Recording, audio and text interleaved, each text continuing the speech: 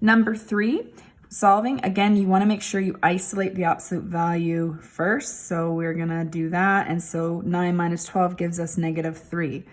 Now, this is an interesting one because as soon as I see a negative number, my absolute value cannot be equal to a negative number on its own. So I already know now that the solution will be negative. So absolute value, or sorry, no solution.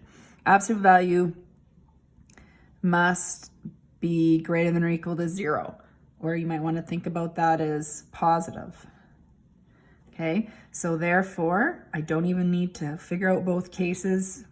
No solution is my answer. I don't need to solve for both. If I did, I would go through and do case 1, case 2, check, and I'd find I'd have extraneous roots. Now, I want to make a note about something.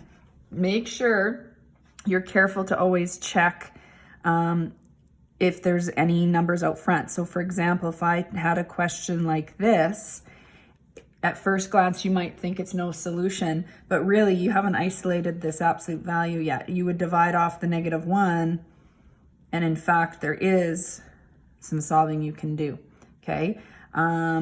Another instance would be sometimes we have an absolute value expression set equal to a negative number with a variable in it, okay? Well, we can't assume that this is a negative number. X could be equal to -1, for example, and that would make this set to a positive number. So this is only true if the absolute value is isolated, which is the first step you're going to do, and it equals a negative number without a variable.